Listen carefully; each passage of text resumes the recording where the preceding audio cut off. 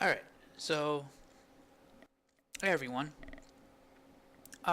It's been a little while since I've done a video talking about um, just giving my thoughts on stuff recently. And one of the things I want to talk about right now is the Quake Champions. And I've had a lot of thoughts actually um, regarding the topic, and a lot of things that I've seen people criticize the game for, Quake Champions itself, and a lot of things that have kind of come up that I kind of feel a little bit like maybe I can provide some opinions in general. And one of the first things that a lot of people, and this is a really big one, this is actually really big, is that Quake Champions has a is being criticized for going the direction of being more team oriented, using sort of a hero shooter mentality, and that the everyone thinks of Quake, they always think of Quake as being like everybody has exactly the same stats, everyone has exactly the same character. It's always the Quake guy. You know, even though that's not technically true, and it hasn't technically been true ever since Quake 3. Actually, since Quake 2, uh, player plug-in models and the idea of playing as different characters originated with Quake 2, uh, and it became a really big thing. People were, there was an entire community based around the idea of actually playing with different looking characters, and it became a really big thing. And you can have bots and stuff like that. I remember the whole entire thing unfolding, and it really wasn't really that strange of an idea that I could play as a female character versus the male soldier, and even the Strogg themselves. A lot of that stuff was actually pretty well accepted. Although back then, we never really gave the different characters stats until the Team Fortress idea. Team Fortress actually originated in the original Quake and has deep roots with Quake, Quake 1, and has for, well, it started there. So the idea of playing it just as different classes is something that isn't inherently different or completely uncharacteristic of a arena shooter. Although let's I don't want to try and make it sound like I'm saying anything along the lines of saying that something like Overwatch is actually an arena shooter. It Overwatch is a hero shooter, and it's a Team Fortress style game. Arena shooters are a different classification. Well, I'm not going to go into that right now. But when Quake 3 was first being designed, and behind the scenes, and I remember this coming up quite a few times, um, they were thinking about doing small, medium, and heavy character variations. Uh, I can't find for the life of me any of the old quotes, but this was stuff that was like so far back. It was like on Blues News and stuff like that.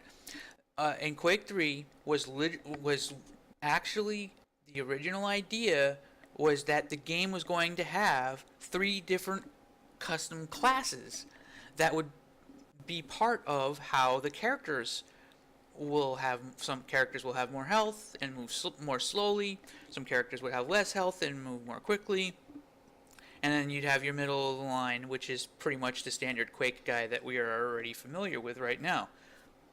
That was actually something they were going to do, but they couldn't make it work. And the reason why they can't make it work is because, well, they couldn't make it work back then, is that they couldn't figure out how to do it correctly. Meow. So after Quake 3 was out for a little while, they created Team Team Arena,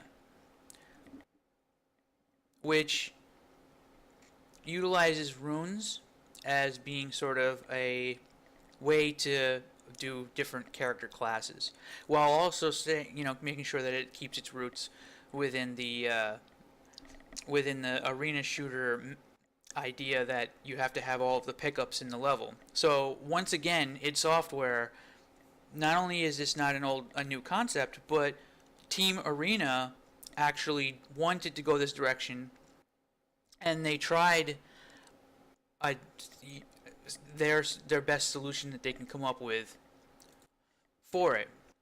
Now you're probably wondering, I mean, can I provide any proof at all that this was the case? Yeah, actually, if you look at the player models in Quake 3 for the small, medium, and heavy, take a look at how some of the characters are much larger.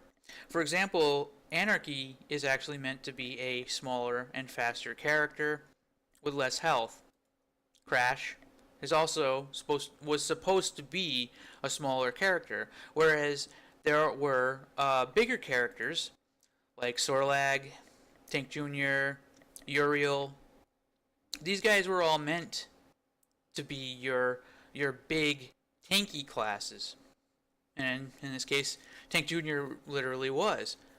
But they changed their minds at the last second and went with this current, everybody having exactly the same stats. But you can really see the difference on the characters. Take a look at Doomguy, who was supposed to be a medium class, versus Crash, who is obviously, like, just look at the difference in these characters. It's very clear. It's I think in a lot of ways it's hard to ignore it, and a lot of people would actually play like Crash and stuff like that because their character models are smaller, and that's why you had the forced models and stuff like that. Okay, so that's the first one, and I ended up going on that for a really long time. That was the first thing that came to mind. People are criticizing Quake Champions for going this route, but it's really, honestly, Quake has been going this route in numerous different ways, both in the modding communities. Generations Arena, which is something that I worked on way back in the day, was just like an extension of that concept which already existed. It was never actually something that was totally not a Quake concept. I know a lot of people are looking at Overwatch and going, oh, well, I guess now hero shooters, I guess Quake is going to be a clone of that. We're really, seriously, Overwatch took all of its inspirations from Team Fortress, and Quake started all this shit. All right, like Overwatch, it has heavy roots in the already existing for the last 15 plus years, probably 20 years now, first-person shooter genre that id Software started, right?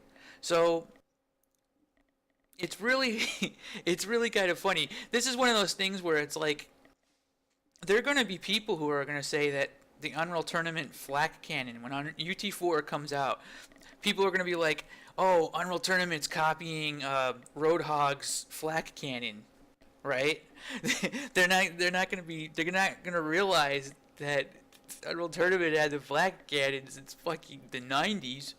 It doesn't matter, because a lot of new players are coming in and this is what they're seeing, and they're not really paying attention to the full history of it. Quake is definitely mired in the idea of having character classes. It just wasn't implemented. It just wasn't done correctly. Quake Champions might be the first time that it actually does happen. So I spent a little too much time talking about the different characters thing not being inherently a Quake thing. There are a lot of things that do come up. They have to have very good solutions character classes tend to be team oriented. We know that Quake tends to be 1v1. I think 1 versus 1 is actually what Quake can provide in a better light. If you go toe to toe with Overwatch right now, I'm sorry, I've been playing Overwatch a lot. I don't think there's really that much room for really good team oriented play at this point. I mean, you could criticize, you could say, "Oh no, that's total bullshit. There are all these other games that are really great for team play right now." Yeah, CS:GO, yeah, definitely. I see what you're saying. It's just that right now in the unrealistic first-person shooter, arena here, um, trying to come up with something that's going to be anything even remotely close to Overwatch with payload and if TF2 is already having a difficult time keeping up, good fucking luck. I don't think that's what Team Arena. I don't think that Quake Champions is going to try to directly compete, but I do know that 1v1 is kind of the crystallized form of competitive play in the Quake genre. And classes can be very difficult to pull off because high mobility characters will always be at a greater advantage than low mobility characters when controlling the map is necessary. And when I say by controlling map, I mean all of the different pickups in the level, being able to get to them faster. I mean, this is why strafe jumping matters because it's a way to increase your UPS. It's a way to, you know, navigate the level faster, get around to items faster, but also be able to get to advantageous locations and catch your opponent off guard.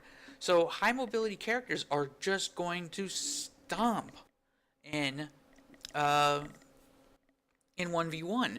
And when I was working on Quake Generations, it was a Generations Arena. We had the Doom guy. We had the BJ Blazkowicz from Wolfenstein, the Wolfenstein guy, the Quake 2 guy, the Quake 3 guy, right? Doom guy was inherently faster and did just as much damage as the other characters. And I remember arguing with the other devs relentlessly about this because it was pretty obvious to me that the Doom guy was superior. But the Doom guy, his movement and his double barrel shotgun was just ridiculous. So what was being said was like, well, maybe maybe it's only balanced for team play. I don't think it works that way. If it's not balanced for 1v1, it's very difficult to properly balance for team versus team unless you start doing things like dropping health packs and shit like that. Which brings me to the other thing too. Quake Champions is trying to talk about. Uh, I watch the interviews and they say, "Oh, this is going to be rock paper scissors versus rock paper scissors balancing, right?" That is something I think the devs tell themselves to help them sleep at night. It is not, and I don't think it ever will be. Either the character classes don't matter, or they have literally fucking like hard counters. Like this guy can shoot through your shields, and this guy can't, right? Unless it's like ridiculously hard counters, where it's designed explicitly, it isn't going to work that way. And what I'm watching when I watch pro teams playing in Overwatch right now, it seriously is you just pick the specific characters, and this is in high level competitive play only. I mean, we can get into that, but it's really just picking the same lineup, which is at this point in time of the video is Genji, McCree, Zarya, Reinhardt, Lucio, and Zenyatta.